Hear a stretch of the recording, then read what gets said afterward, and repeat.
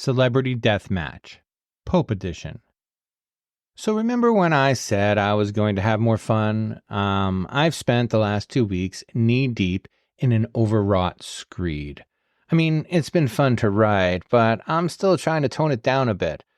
That's not right. I mean to say that I'm trying to make it flow better, and I'm having trouble because I'm just saying the points. I'm not connecting them.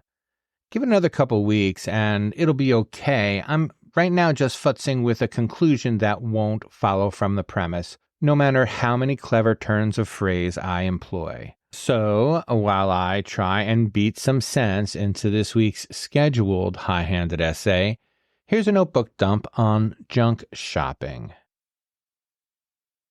In my little notebook, I've written, someone related to me was really into Elvis. Now they're dead. If I could be said to have a hobby, it's junk shopping.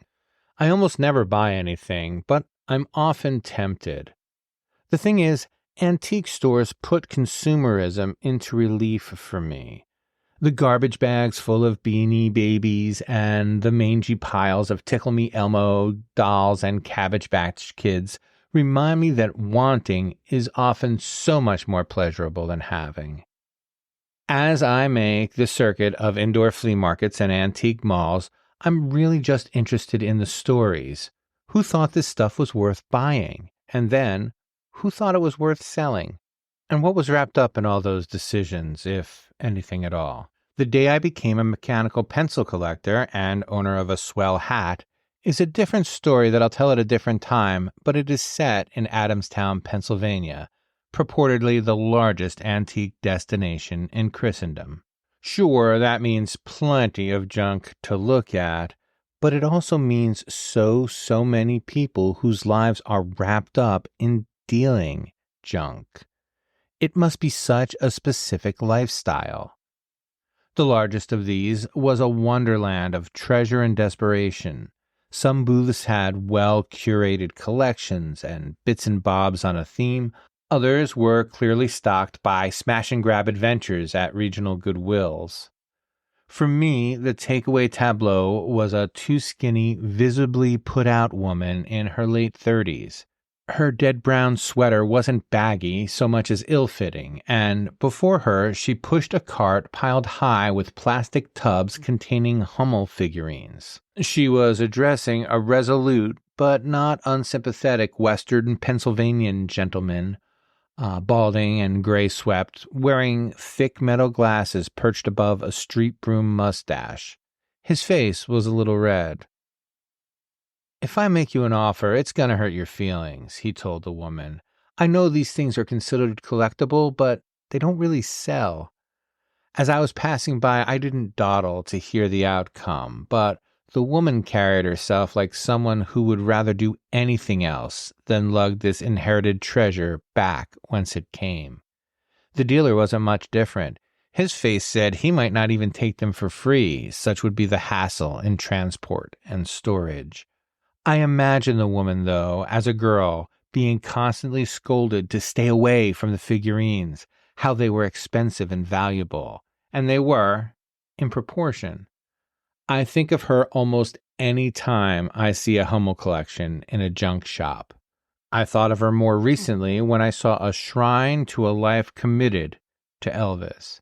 That is, a life that clearly became indistinguishable from its devotion to all things cheap and Elvis. I'm not knocking what people collect. I know people who, if it has a Coca-Cola logo on it, they need to have it. But one thing both of these types of collectors have in common is they're going to die, and someone is going to have to deal with their treasures. And treasures is the operative word, I guess.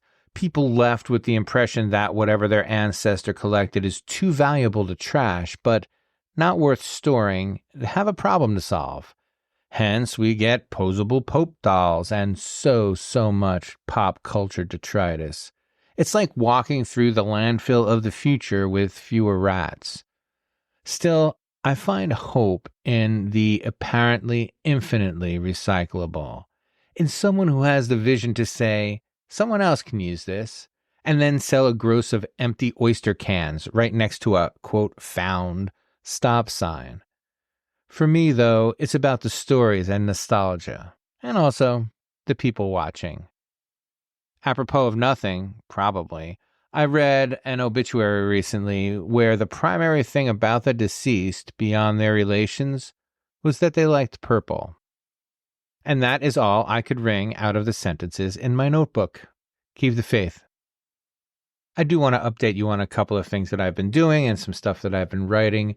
As you may recall, I'm writing things that I'm not sending to you, and I'm just pinging you with. One of those this week, or recently, I guess, was a story about Peter Lorre's death and the house he lived in, and it's part of my Return to Sender project, which is me sending back postcards to the place they were originally addressed and trying to find out, who lived there and what happened to them. I haven't had anybody call me back yet, but I'm sure it's only a matter of time. And when it happens, it's going to be fantastic. I also want to just take a second to suggest you take a listen to not the most recent episode, but to the episode of Krista Ovanel. And she's a death doula that I interviewed for Funeral Service Insider, the podcast. It is really accessible. You don't have to be a funeral director to kind of understand it. There's not a lot of inside baseball stuff in there.